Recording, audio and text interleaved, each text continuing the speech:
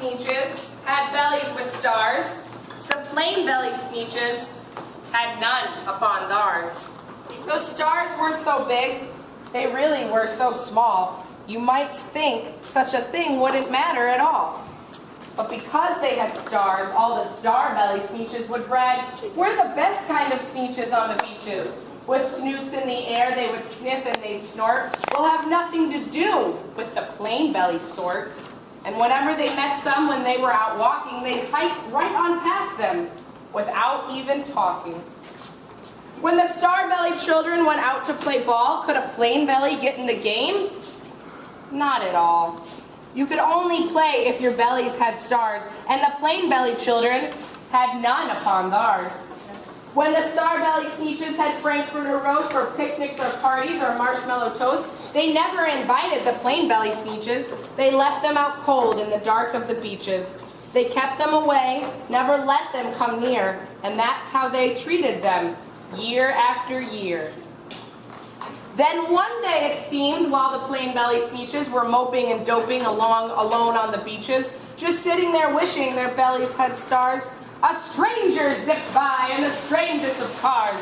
"My friends," he announced in a clear voice and keen, "my name is Sylvester McMonkey McBean, and I've heard of your troubles. I've heard you're unhappy, but I can fix that.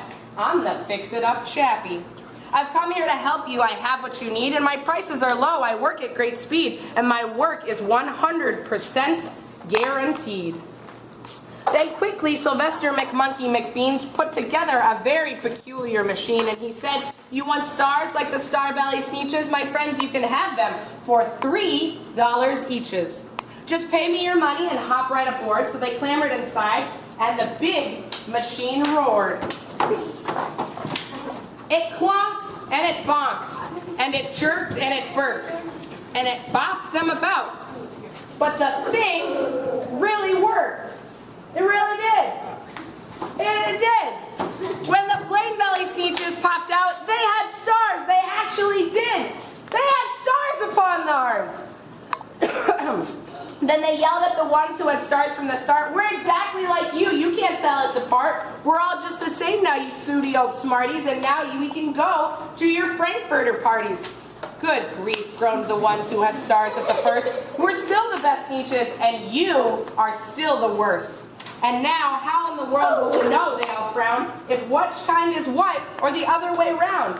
Then up came McBean with a very sly wink, and he said, "Things are not quite as bad as you think. So you don't know who's who, that's perfectly true. But come with me, friends. Do you know what I'll do? I'll make you again the best Sneetches on beaches, and all it will cost you is $10 eaches."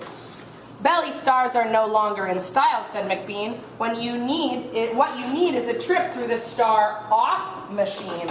This wonderful contraption will take off your stars so you won't look like Sneetches who have stars upon theirs." And that handy machine worked very precisely, removed all the stars from their tummies quite nicely. Then the snoots in the air, they paraded about, they opened with their beaks and they let out a shout, "We know who is who, now there isn't a doubt, the best kind of Sneetches are Sneetches without." Then of course all those stars all got frightfully mad. To be wearing a star was now frightfully bad. Then of course old Sylvester McMonkey McBean invited them into his star-off machine. Then of course from then on, as you probably guessed, things really got into a horrible mess. All the rest of the day, all those wild screaming beaches, the fix-it-up chappy kept fixing up Sneetches. Off again, on again, in again, out again, through the machine they raced round and round about again, changing their stars every minute or two. They kept paying money, they kept running through, until neither the plain nor the star-bellies knew whether this one was that one, or that one was this one, or which one was what one, or what one was who. Then, when every last cent of their money was spent, the fix-it-up chappy packed up and he went. And he laughed as he drove in his car on the beach. They will never learn. No, you can't teach a Sneetch. But McBean was wrong. I'm quite happy to say that the Sneetches got really quite smart on that day. The day that they decided that Sneetches are Sneetches and no kind of Sneetches is the best on the beaches. That all day, all the Sneetches forgot about stars and whether they had won or not upon bars. Can we give a round of applause to our Sneetches?